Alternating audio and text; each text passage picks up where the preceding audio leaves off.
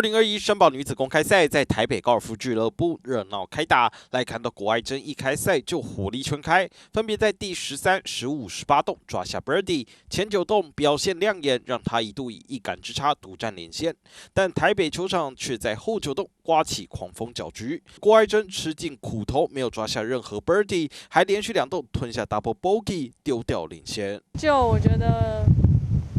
我就是比较专注，就是把球可能控制低一点这样子，对，然后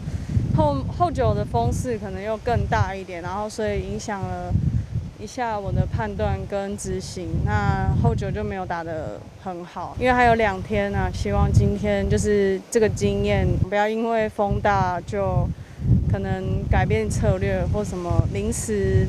做一些想法这样子。而在所有选手饱受狂风折磨时，天才少女吴佳燕意外缴出平稳表现，虽然没有抓下任何 birdie， 却也只吞下1记 bogey， 让她第1回合打完，以总杆数73杆独居领先。10月7号将进行第2轮赛事，选手们能否克服狂风？精彩的申宝女子公开赛持续锁定博斯高球2台。